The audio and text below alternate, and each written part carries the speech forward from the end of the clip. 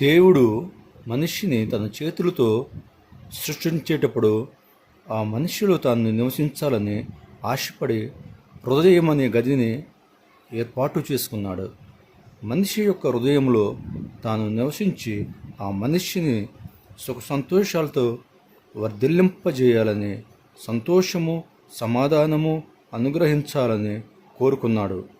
కానీ పాపిష్టి మనిషి ఆ గదిలోనికి పాపాన్ని రానిచ్చినప్పుడు పాపము పరిశుద్ధత ఉండలేవు. కావున పరిశుద్ధుడైన దేవుడు ఆ హృదయంలో నుంచి గింటి వేయబడ్డాడు.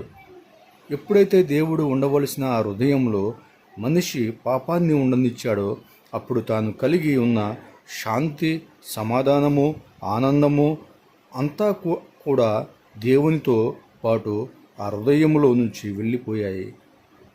కోపాలను, ద్వేషాన్ని, పగలను, అక్రమ జీవితాన్ని, నీచమైన దుష్టత్వాన్ని తన హృదయంలోనికి రానిచ్చి తన హృదయంలో ఉన్న సంతోషము, సమాధానాన్ని కోల్పోయాడు.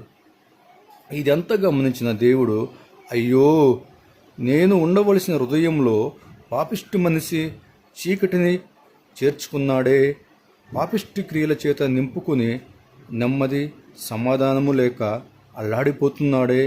ఏమైనా సరే మరలా నేను ఆ హృదయంలో చేరి అశాంతి అసమాధానముతో అల్లాడిపోతున్న మనిషిని మంచి మనిషిగా చేయాలి అని తలంచి ఆ ప్రేమ కలిగిన దేవుడు తన యొక్క రాజ్యాన్ని, సింహాసనాన్ని విడిచి ఈ భూలోకానికి వచ్చి పాపిష్టి మనిషిని చేసిన పాపాల నిమిత్తము సంపూర్ణముగా వెలసిల్లించి తాను శిలువపై మరణించి సమాధి చేయబడి తిరిగి లేచి ఆ తర్వాత ప్రతి హృదయమును బయట నిలబడి, అయ్యా, నీ హృదయపు తలుపు తెరువు, నీవు హృదయంలోకి వస్తావా? నీ హృదయంలోకి చీకటి, అశాంతి, అసంతృప్తి, ప్రతి పాపము, దూషణ, నీచమైన కార్యములు ఉన్నాయి.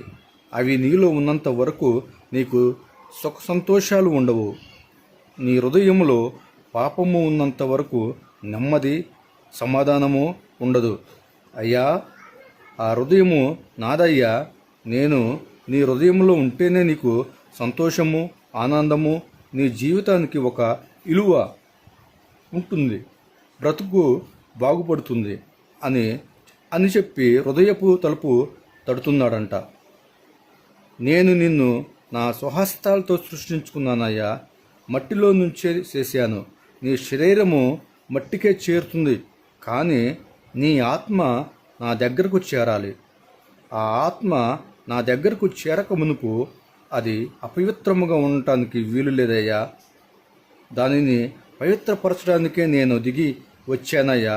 ఒకసారి నన్ను నీ హృదయంలోనికి అడుగు పెట్టనిస్తావా? నీ జీవితాన్ని వెలుగుమయము చేస్తాను, శాంతి సమాధానాలతో నింపుతాను అని ప్రేమతో వేడుకుంటున్న ఆ యేసయ్యకు ఒక అవకాశము ప్రతి ఒక్కరూ ఇస్తే ఎంత బాగుండు. హృదయాన్ని తెరిచి ఆయన ఆహ్వానిస్తే ఎంత అద్భుతంగా ఉంటుంది. నేడే క్రీస్తు నీ హృదయ అనే గదిలో ఉన్నాడా? ఉంటే దేవునికి స్తోత్రం, లేకపోతే జరభద్రం. నరకం కాసుకొని ఉంది. దుర్దినములు రాకముందే ఇప్పుడు వీటి యందు నాకు సంతోషము లేదని నీవు చెప్పు. సంవత్సరములు రాకముందే తేజస్సునకు సూర్యచంద్ర నక్షత్రములను చీకటి కమ్మకముందే వాన వెలిసిన తరువాత మేఘములు మరలా రాకముందే నీ బాల్య దినములందే నీ సృష్టికర్తను స్మరణకు తెచ్చుకొనము. ప్రసంగి 12:1-2 బైబిల్ సెలవిస్తుంది.